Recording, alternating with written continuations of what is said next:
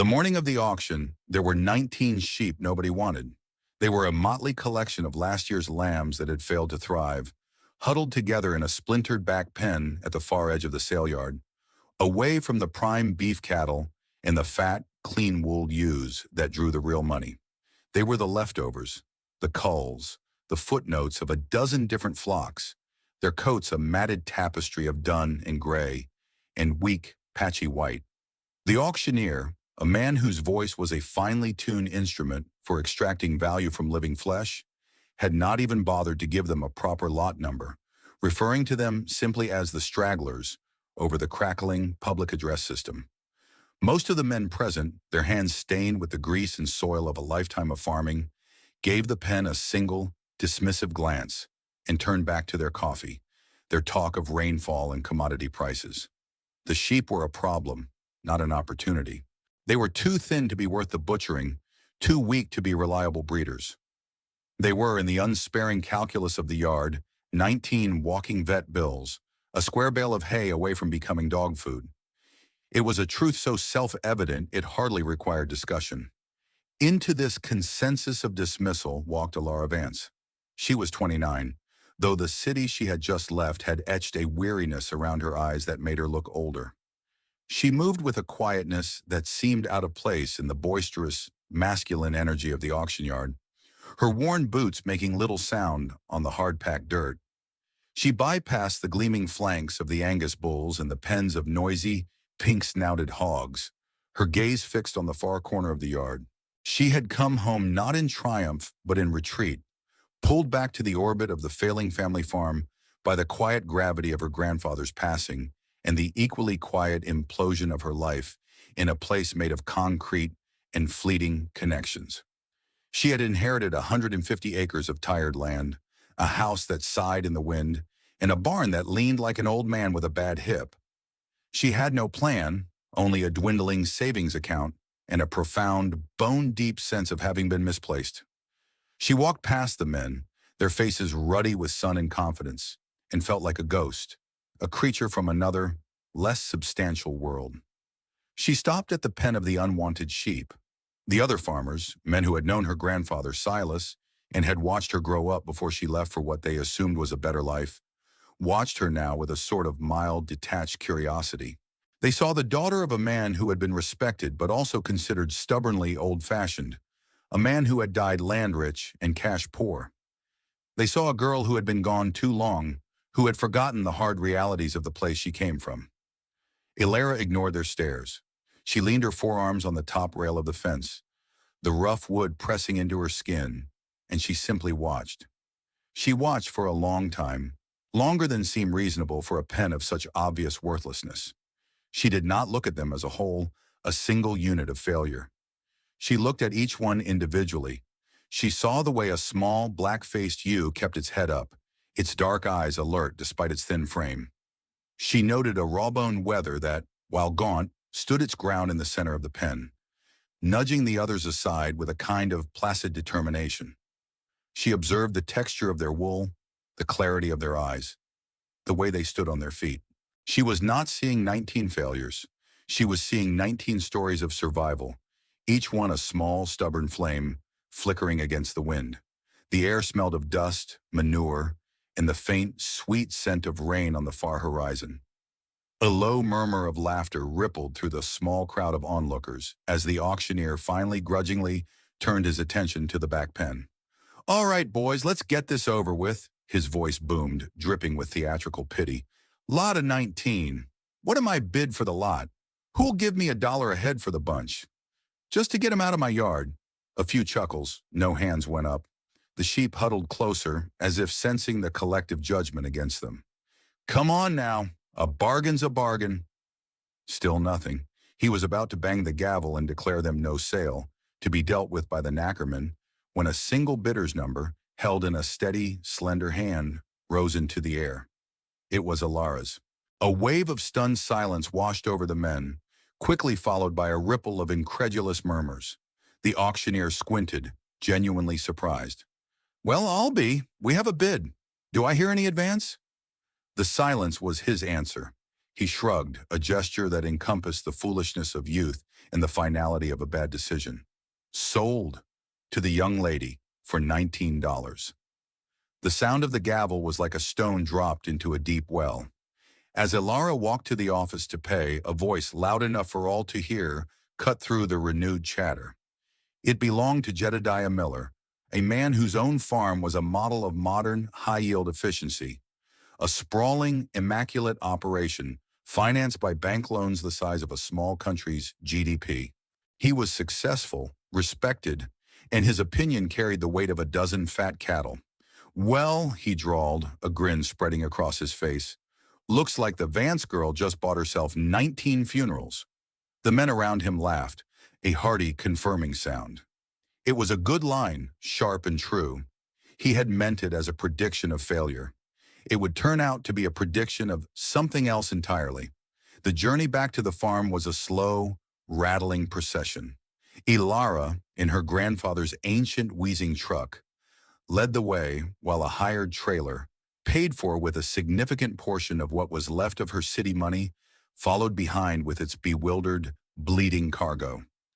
The farm, when she turned into the long, unpaved driveway, seemed to sag even more under the weight of her new, foolish responsibility. The place was called Burnt Fork, named for a creek that ran through it, a name that felt more like a prophecy than a landmark. The 150 acres her grandfather had loved were a study in neglect. The pastures were choked with thistle and burdock, the fences a lacework of rust and broken wire. The white paint on the house was peeling in long, curling strips, revealing the weathered gray wood beneath, like skin flaking from old bone. The barn, a magnificent structure in its day, now listed to the west, its great doors hanging crooked on their hinges. It was, by any rational measure, a burden, a dead weight tied to a family name. Most people in her situation would have called a realtor, sold it for whatever the land was worth to a developer or a large operator like Jed Miller, and taken the money as a final, clean severance from a past that had no future. For the first week, that was precisely what Ilara considered. The city had hollowed her out, trading her youthful optimism for a brittle, defensive cynicism. She had worked in marketing, a profession that felt, in retrospect, like shouting ever more clever things into a hurricane. Her career had ended not with a bang, but a quiet fizzle, a project that failed, a boss who lost faith, a feeling that she was peddling air and calling it substance. The farm felt like more of the same, an inherited problem with no clear solution. She walked the property line each day, the tall, wild grass soaking her jeans, her mind a frantic calculator of debts and possibilities. She saw the sagging porch not as a place to sit on a summer evening, but as a $4,000 repair. The leaning barn was not a repository of history, but a $20,000 liability. The overgrown fields were not sleeping but dying, a wilderness that would cost a fortune in machinery and chemicals to tame. And now she had added 19 sickly sheep to the debit column. The sheer weight of it all was suffocating. She felt adrift, unmoored from the life she had tried to build, and not yet anchored to the one that had been thrust upon her. But as the days passed, something began to shift. It was not a grand decision, but a slow, quiet settling, like dust motes finding a surface in a still room. The silence of the place, broken only by the wind in the tall pines and the chirr of insects, began to feel less like emptiness and more like peace. The physical work of feeding the sheep and patching a small section of fence to contain them was exhausting, but it was a clean kind of tired, a weariness of the body, not the soul. One evening, sitting on the rickety porch steps as the sun bled across the western hills, she looked at the leaning barn and the wild fields. And the feeling was not panic, but a strange, unfamiliar flicker of belonging. Something in her had settled. She decided not to sell the burden. She would try to understand it first. The decision to stay was not a plan, but the search for one began in the house itself. It was a time capsule, filled with the quiet accumulations of her grandparents' long lives. She spent days cleaning, sorting, packing away the ephemera of a bygone era. In the small, cramped room her grandfather had used as an office, a space that still smelled faintly of pipe tobacco an old paper. She found the heart of the place. Tucked away in the bottom drawer of a heavy oak desk, beneath a stack of yellowed tax returns and seed catalogs from the 1970s, was a collection of ledger books. There were more than a dozen of them, thick, cloth-bound volumes, their spines softened with age. She pulled one out and opened it. The pages were filled not with numbers and figures, but with her grandfather's elegant, looping script. It was a farm journal, but it was unlike any she could have imagined. It was not a simple log of expenses and yields. It was the field notes of a man engaged in a lifelong conversation with his land. He had recorded rainfall not just in inches, but in character. A slow, soaking rain today, the kind the deep roots drink. He noted the arrival of the first barn swallows, the day the wild plum trees blossomed, the specific patch of clover the deer preferred in a dry spell. The entries were meticulous, patient, and deeply personal. They read like the observations of a naturalist, the musings of a philosopher, and the loving account of a man studying something he cherished not for what it could produce, but for what it was. For days, Alara did little else but read. She sat at the old oak desk, the scent of her grandfather's memory all around her, and she fell into the world of the notebooks. She learned that he had practiced a form of rotational grazing she had never heard of, moving his small herd not according to a rigid schedule, but according to the readiness of the ground. He wrote of resting a pasture for a full year or more, letting it go wild, allowing the deep-rooted weeds like chicory and plantain to grow, because, as he noted, they bring up minerals the tame grasses can't reach. He wrote about the importance of genetic diversity, of keeping old, hardy breeds that were not the most productive in a good year, but were the most resilient in a bad one. He had a deep, abiding suspicion of debt, which he described in one entry as a stranger making promises on your behalf, and in another as a man telling the future what it has to do. He believed that a farm should pay for itself as it grew, that expansion should be pulled by success, not pushed by ambition. Over and over in the margins, underlined, sometimes circled, was a single recurring phrase, "The ground remembers." It was the central thesis of his entire life's work. He believed the land held a memory of how it wanted to be treated, a memory of health and balance. The farmer's job, as he saw it, was not to impose his will upon the land with chemicals and plows, but to listen to it, to read it, and to help it remember its own strength. As she read, the 19 unwanted sheep in her pasture began to make a different kind of sense. She found an entry from a year his own flock had been hit by a harsh winter. He had lost many, but he wrote about the ones that survived. It's always the tough ones, the ones that look a little ragged, the ones that had to fight for their place. They have a different kind of strength. The pampered ones are the first to break. He had written about buying cull lambs from other farms, seeking out not weakness, but a hidden tested resilience. He called them the keepers. Alara felt a jolt of recognition, a feeling like a key turning in a lock that had been rusted shut for a generation. Still, the notebooks were full of a wisdom that felt archaic, almost alchemical. To bridge the gap between his world and hers, she knew she needed to speak to the only person left who had shared it. Her great-aunt Maeve lived 5 miles down the road, in a small, tidy house that seemed to have been plucked from the same era as the ledger books. Maeve was 91, her body frail but her eyes as sharp and clear as blue winter ice. She was a woman of few words, a living embodiment of the terse, practical world her brother Silas had inhabited. She wore his old flannel shirts and work boots, as if she had simply absorbed his role when he was gone. Alara found her splitting firewood with a terrifying methodical precision. Alara, feeling like a nervous student, explained what she had done about the sheep, the laughter, the notebooks. Maeve listened without expression, her gaze fixed on the middle distance. When Alara finished, the old woman set down her axe, wiped her hands on her trousers, and looked directly at her for the first time. Her voice was raspy, unused. "Your grandfather was a fool," she said, the words hanging in the quiet air. Alara's heart sank. "But," Maeve continued after a long pause, "he was the smartest fool I ever knew. People laughed at him his whole life. Laughed when he planted trees for windbreaks they said would never grow. Laughed when he kept those scrawny cattle instead of buying the new breeds. He never argued. He just waited. Maeve squinted at the distant pasture on Alara's farm, visible as a green smudge on the horizon. He always said the land tells you what it needs, but people have forgotten how to listen. Alara asked about the sheep, if she had made a terrible mistake. Maeve gave a short, dry huff that might have been a laugh.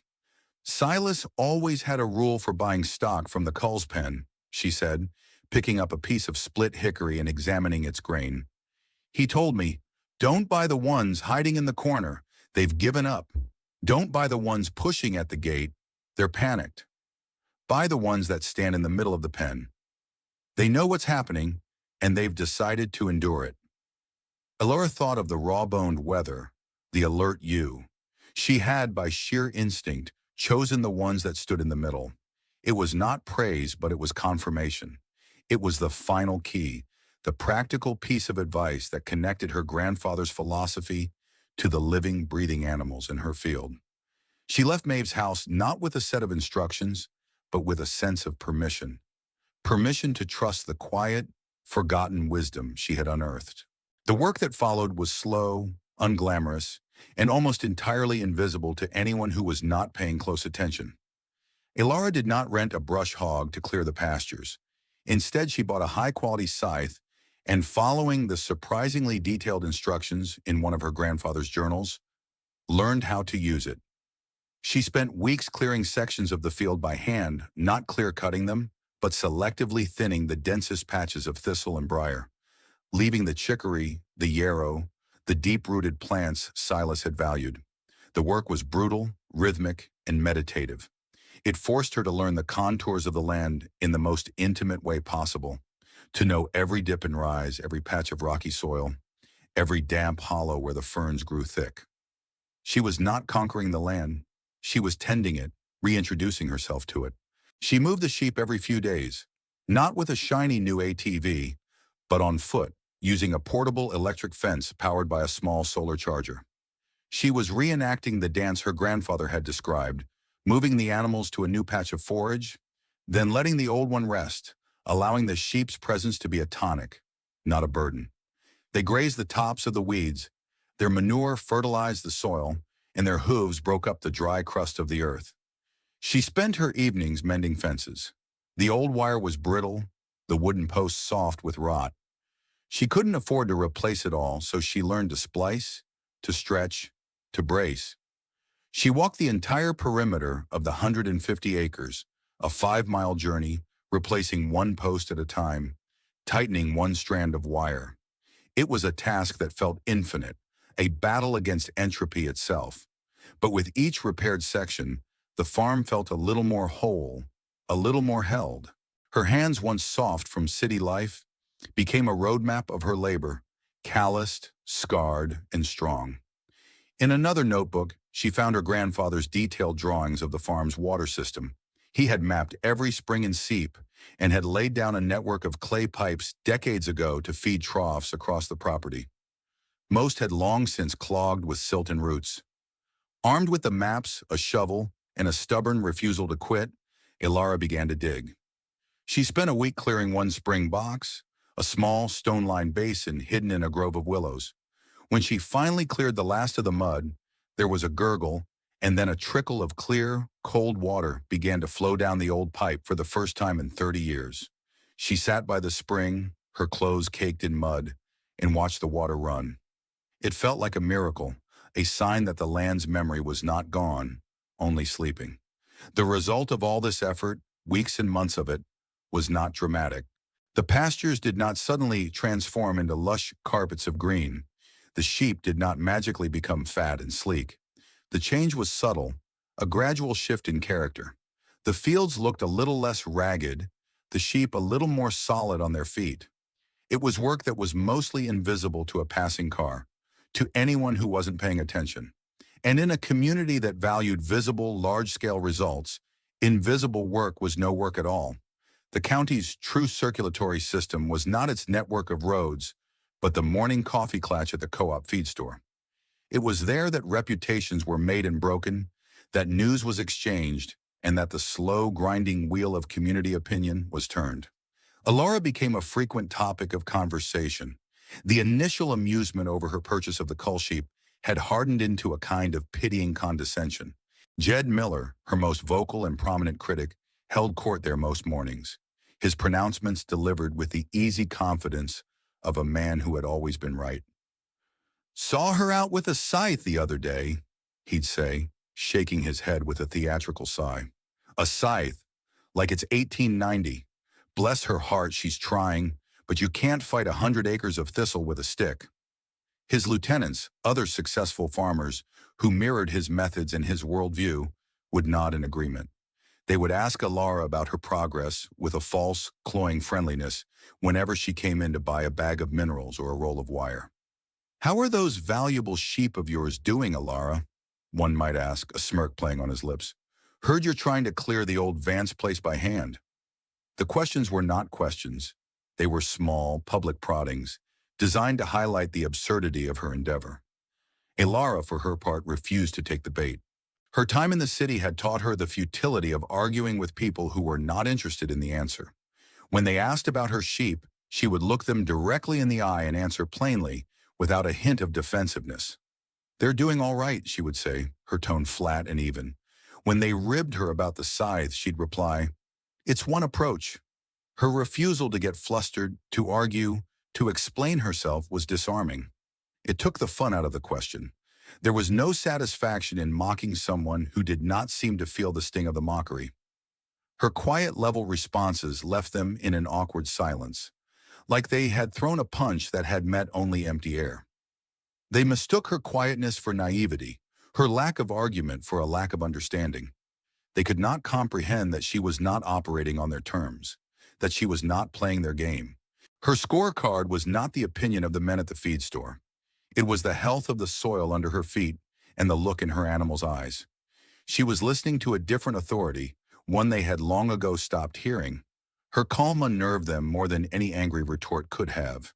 It was the quiet confidence of a person who possesses a secret, and it was maddening. Not everyone, however, was part of the chorus of doubters. The feed store was owned by Elias Pratt, an old man who had inherited the business from his own father. Elias was a fixture, a man as quiet and dusty as the bags of grain he sold. He had known Silas Vance well. He had watched the ebb and flow of the county's fortunes for 60 years, had seen farmers rise and fall, had seen new methods come and go like summer storms. He rarely spoke, but he saw everything. He saw the way the other men treated Alara.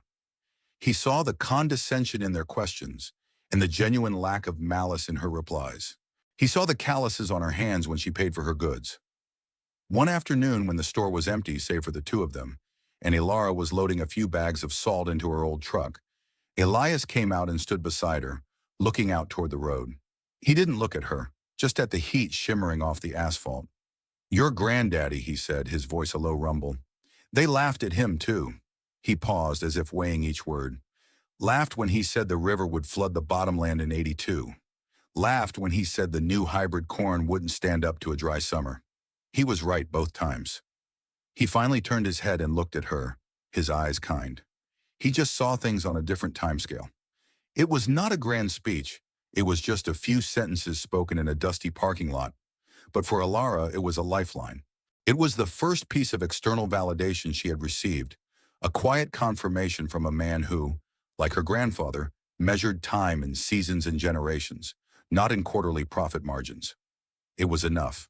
It told her she was not crazy, that the path she was on was not a new, foolish one, but an old, forgotten one. The first tangible success arrived not with a thunderclap, but with the quiet, unassuming grace of nature itself. It was spring, a full year after she had brought the sheep home.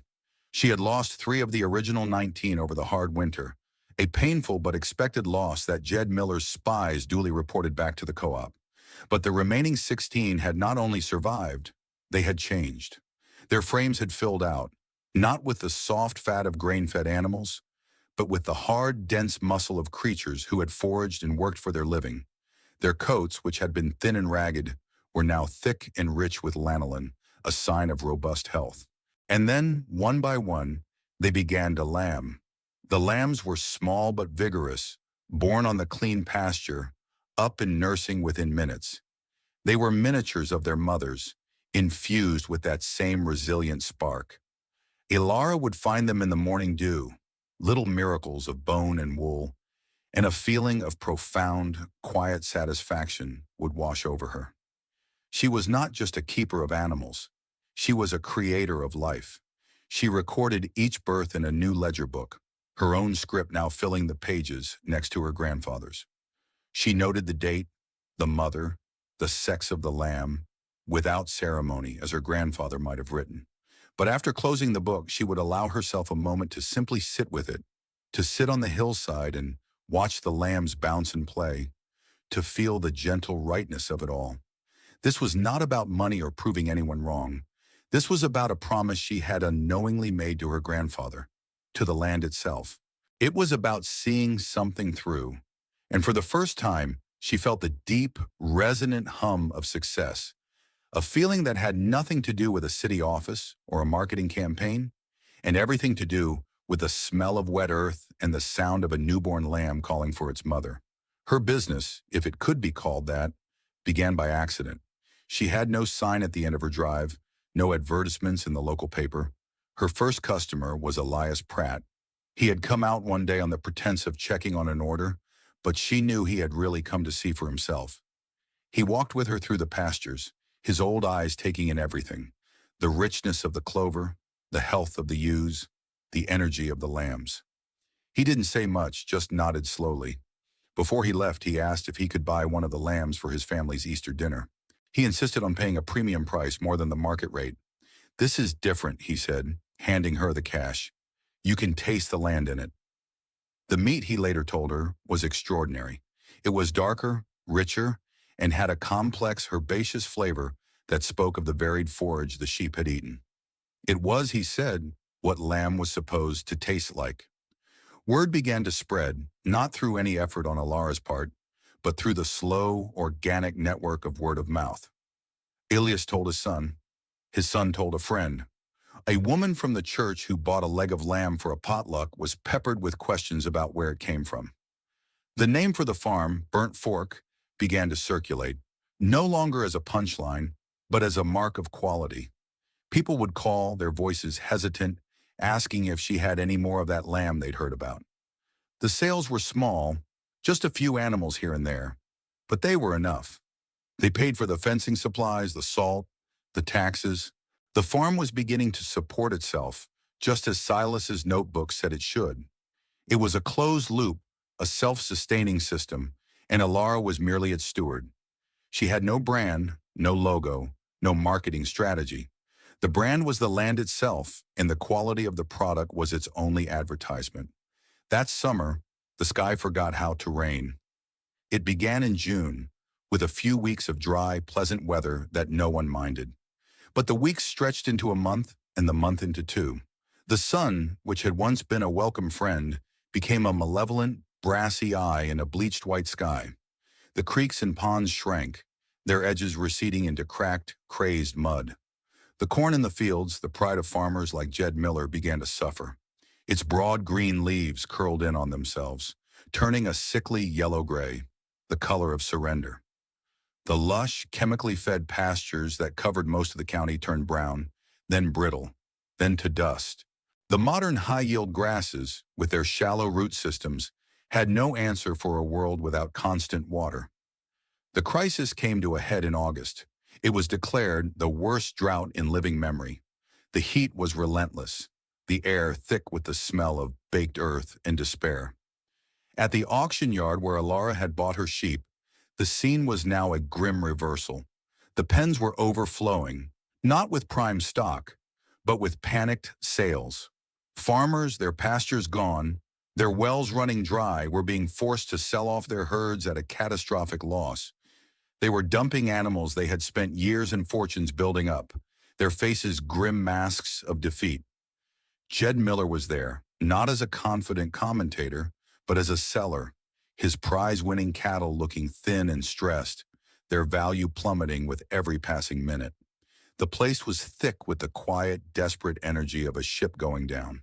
In the midst of this county-wide catastrophe, the Burnt Fork farm became an object of pilgrimage. At first, it was just a rumor, a whisper of disbelief. But soon people began to drive out, slowly, down Alara's long driveway, just to see it for themselves. What they saw was an impossibility. In a county that had turned the color of a brown paper bag, her 150 acres were an island of defiant green. It was not the lurid, artificial green of a golf course, but a deep, complex tapestry of greens, olives, and even some golds. The pastures her grandfather had called rested, and her neighbors had called overgrown, were the farm's salvation.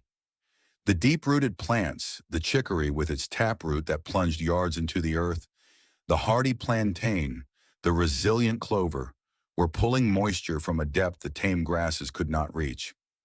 The springs that Alara had so painstakingly cleared were still running, a steady, life-giving trickle feeding the troughs. Her sheep, leaner than they would have been in a wet year, but still healthy and strong, grazed calmly on forage that no longer existed anywhere else. The trees Silas had planted decades ago provided shade, lowering the temperature on the ground beneath them by 10 degrees. The entire farm was a living testament to his philosophy. It was a system designed not for maximum yield in the best of times, but for maximum resilience in the worst of times.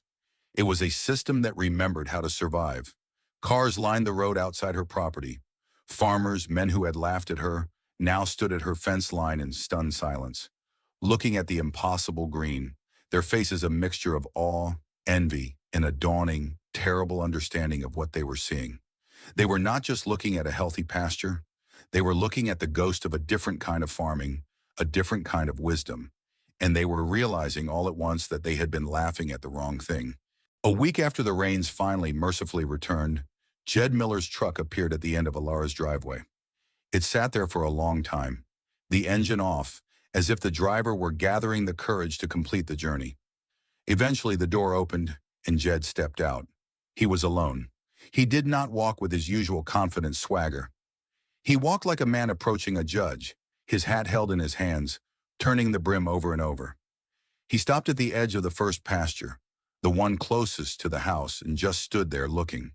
He looked at the sheep, at the still green grass, at the clear water running in the trough. He looked for a long time, his silence a confession in itself. Alara had seen him arrive. She came out of the house and walked toward him, stopping a respectful distance away. She did not speak. She simply waited. Finally, he turned his head and met her gaze. His face was stripped of its usual bravado, leaving behind something more raw and honest. He was a man who had built his world on a set of certainties, and all of them had just been washed away by a summer without rain. "I was wrong," he said. The words were plain, unadorned. It was not an apology, not a plea for forgiveness. It was a statement of fact, delivered with the blunt force of a newly discovered and unwelcome truth. He said it not as praise for her, but as a kind of grievance against the universe, as if the natural order of things, as he understood it, had personally betrayed him. "I looked at this plate," he gestured with his hat at the land around them, "and all I saw was neglect. I looked at those sheep you bought, and all I saw was weakness." He paused, swallowing hard. "I was wrong about all of it." Alara simply nodded, accepting the statement as it was offered. There was no triumph in her, no desire to say, "I told you so." The drought had been a harsh teacher to everyone, and there was no joy in witnessing another's ruin. She saw in Jed Miller not an adversary to be vanquished, but a man who had lost his way, a man who had trusted the map he was given only to find it led him off a cliff. The silence stretched, filled only by the sound of the lambs bleating in the distance. Jed took a deep breath, the air of a man about to leap. "I need to understand," he said, his voice lower now, almost a plea. "I did everything they told me to. I bought the best seed, the best fertilizer, the best genetics. I have $500,000 of equipment in my barns. And I almost lost everything." He looked at her, his eyes filled with a desperate, humbling curiosity. You did this with a scythe and some old notebooks. I need you to teach me." This was the true surrender. It was not just an admission of error, but a request to become a student. He was not just asking for her secret, he was asking to unlearn a lifetime of his own. He offered to lease some of his now fallow land to her, to pay her to restore it. He offered to buy her breeding stock, The lambs descended from the 19 worthless sheep at any price she named. He was a man whose entire identity was built on being the expert, the one others came to for advice. And here he was, hat in hand, asking to be taught by the girl everyone had laughed at. Jed Miller's conversion did what Alara's quiet success alone could not. It broke the dam of community skepticism. He was too successful, too respected, for his change of heart to be dismissed. If Jed Miller was willing to admit he was wrong and start over, then there had to be something to it. His capitulation gave other farmers permission to be curious. The visits to Burnt Fork changed. They were no longer just gawkers driving by. Now they came up the driveway, parked their trucks, and got out. They were hesitant at first, like men entering a church of a different faith. But Ilara met them all with the same quiet, non-judgmental patience. She did not lecture them or gloat. She simply showed them. She walked them through the pastures, crushing a leaf of chicory in her fingers so they could smell its bitter, medicinal scent. She had them dig their hands into the soil to feel its coolness and friability, to see the earthworms wriggling in the rich, dark loam. She explained her grandfather's ideas not as gospel, but as a series of observations. She talked about the land's memory, about working with its natural tendencies instead of against them. She shared pages from the notebooks, letting Silas's own words do the teaching. She became, without ever intending to, a teacher. Her farm became a classroom. The ripple effect was slow but profound. A neighbor stopped spraying herbicides along his fence line. Another let a small pasture go fallow, just to see what would happen.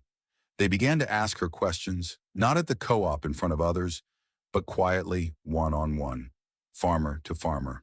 They were rediscovering a language they had forgotten their own grandfather spoke, and Ilara was their unlikely translator. The work was becoming more than she could handle alone. The demand for her lamb was growing, and the new role of informal consultant was taking up more and more of her time. One afternoon, a boy showed up at her door. His name was Leo. He was 16, a serious, quiet teenager who lived on a small, struggling farm down the road. He was known around the county as a hard worker, a boy who had had to become a man too soon. "I heard you might need some help," he said, his eyes fixed on his own worn boots. "I'll do whatever you need. I want to learn this." He did not say what this was, but Ilara understood. He was not just looking for a job. He was looking for a future, one that did not involve bank loans and chemical dependency. She hired him on the spot. Leo had the hands for it. He was a natural, absorbing the rhythms of the farm as if he were born to them. He learned to mend fences with a quiet efficiency, to move the sheep with a calm authority, to read the readiness of the pasture with an intuitive grace. He was fascinated by the notebooks and would spend his lunch breaks reading them, asking Ilara questions that were surprisingly insightful. He was not just an employee, he was an apprentice. In his quiet, serious dedication, Ilara saw the future of the knowledge she had rediscovered. It would not die with her. It was being passed on from Silas to her to Leo. The chain was being reforged. She paid him a fair wage, but she also taught him everything she knew, seeing it as the most important part of his compensation. She was ensuring that her grandfather's legacy would not just survive, but thrive in the hands of a new generation. With her newfound success and the growing demand for her products, the temptation to expand was enormous. Jed Miller, now her most fervent disciple, urged her to take on his offer, to lease his land, to take out a loan and triple the size of her flock overnight. "You could own this county in 5 years," he told her, the old ambition flickering in his eyes now directed on her behalf. But Ilara resisted. She kept returning to her grandfather's words about debt, his deep-seated belief that a farm should grow organically, at the pace the land itself dictated. "Debt is a man telling the future what it has to do." The phrase echoed in her mind. To take on a massive loan would be to betray the very philosophy that had brought her this success. It would mean she had to produce, had to sell, had to meet the bank's demands, regardless of what the land or the animals told her. It would be a return to the world of force, not patience. So she refused. She grew her flock slowly, keeping only the best ewe lambs from each season. She sold what she had, and when it was gone, it was gone. Her business grew not through a massive push of capital, but by the steady, insistent pull of demand. She let her reputation be her growth engine. It was a philosophy that baffled conventional business sense, but it was the philosophy of the notebooks, the philosophy of the land. It was growth like that of an oak tree, slow, solid, and deeply rooted, not the fast, brittle growth of a cornstalk. Great Aunt Maeve lived long enough to see it all. She saw Jed Miller's truck become a regular sight at Alara's farm. She saw the other farmers begin to change their ways. She saw the healthy lambs in the green pastures. One of her last trips out of her own house was to Alara's farm. Leo drove her in her old truck. She didn't get out, just sat in the passenger seat, looking out over the landscape that her brother had loved and that her great-niece had saved. Alara stood by the open door. Maeve looked at her, her eyes still sharp, and reached out a gnarled, trembling hand to pat Alara's arm. Silas would have been proud, she said, her voice a dry whisper. He always knew the land would remember, even if people forgot. It was the highest praise she could offer, the only validation Alara had ever truly needed. A week later, Maeve passed away peacefully in her sleep. Her death was the quiet closing of a chapter, the final severing of the link to her grandfather's generation. With her passing, Alara felt the mantle of the wise elders settle, however uncomfortably, onto her own shoulders. She was no longer just the keeper of the legacy. She was the legacy itself. Years passed. The Burnt Fork Farm became a quiet institution, a benchmark for a new, yet old way of farming in the region. Alara never became a tycoon. She never owned the county, but she was solvent, she was respected, and she was, in a way that mattered more than money, deeply content. The story ends, or perhaps begins again, at another auction. Alara is there, though she is no longer the spectral outsider. She stands with Elias Pratt and a now grayer Jed Miller, their conversation easy and familiar. The auctioneer is selling a pen of cull lambs, a motley, ragged-looking bunch, not unlike the ones she had bought all those years ago.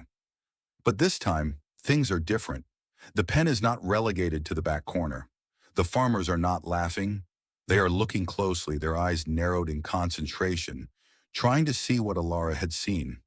They are looking for the ones standing in the middle, the ones with the spark of resilience in their eyes.